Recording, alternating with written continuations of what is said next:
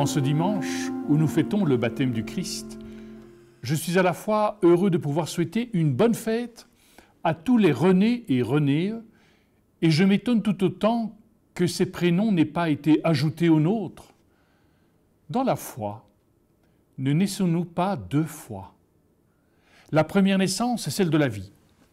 Elle est le plus beau cadeau qu'un être humain puisse recevoir de ses parents. Toutefois, nous n'avons pas choisi de venir sur cette terre. Le don de la vie s'impose à nous. C'est le destin. D'une certaine manière, je subis tous les déterminismes qui accompagnent ma naissance, tels que le fait d'être né homme ou femme, de découvrir le monde dans un milieu aisé ou précarisé, de grandir dans une culture bien précise, de vivre dans tel pays. Tout cela s'est imposé à moi, à vous. Il en va heureusement d'ailleurs tout autrement pour notre seconde naissance. Celle-ci n'est plus de l'ordre du destin, mais plutôt de la destinée. Par le baptême, je participe à mon propre accomplissement. Je deviens responsable de la manière dont je le vivrai.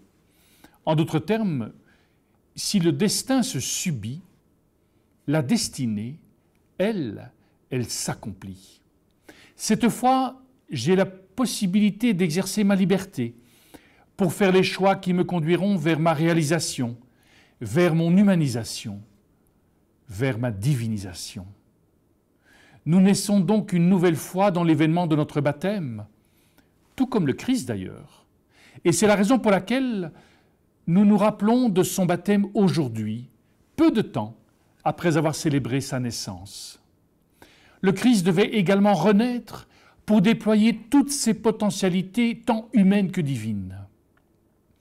Au moment de son baptême, marquant le début de sa vie publique, par le Saint-Esprit, le Père vient clamer à l'humanité entière « Tu es mon Fils bien-aimé, en toi je trouve ma joie ». À cet instant précis, la Trinité se dévoile dans la douceur de cette seconde naissance. Le Fils de Dieu naît à lui-même pour accomplir en toute liberté sa propre destinée divine. Nous aussi, nous sommes passés par les eaux de notre propre baptême. Nous avons reçu l'Esprit Saint, et si nous étions trop jeunes à l'époque, nous avons pu le confirmer quelques années plus tard. De la sorte, nous sommes à notre tour renés à nous-mêmes dans une dimension divine cette fois. Et Dieu vient susurrer au cœur de chacune et chacun d'entre nous « Tu es mon Fils bien-aimé, tu es ma fille bien-aimée, en toi également je trouve ma joie. » Par le baptême, nous sommes engendrés dans le Père, pétris dans l'Esprit Saint et guidés par le Fils. Nous ne serons plus jamais seuls, puisque Père, Fils et Esprit crèchent au plus profond de nous. Ils ont chacun pris résidence en nous, non pas pour que nous sommeillions sur cette terre, mais pour que nous puissions à notre tour nous éveiller à la vie véritable. C'est la raison pour laquelle notre baptême est un baptême de feu, un feu qui ne se consume pas. En nous brûle ce feu intérieur de la foi. Il s'alimente de diverses manières, dans le temps de la prière, dans la rencontre fraternelle, dans la tendresse d'un regard, dans la douceur d'une parole, ou encore dans la fraternité d'un geste.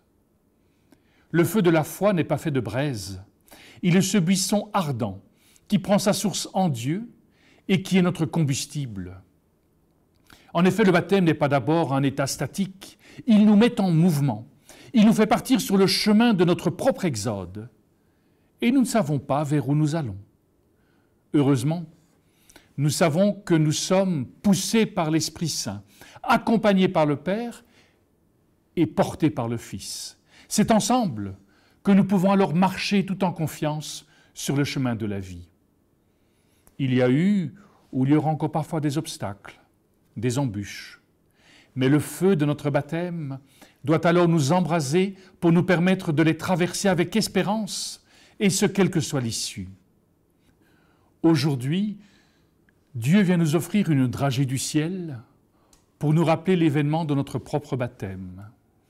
Celle-ci n'est pas fourrée d'amandes ou de chocolat. Non, les dragées de Dieu enrobent la douceur, la tendresse, la confiance, l'espérance, l'amour que nous nous offrons les uns aux autres. Les dragées de Dieu donnent à nos vies un autre goût, puisqu'elles humanisent notre humanité, et en le faisant, tout simplement, elles nous divinisent. Que douceur, tendresse, confiance, espérance et amour soient chaque jour les fruits visibles du feu incandescent de notre propre baptême. Amen.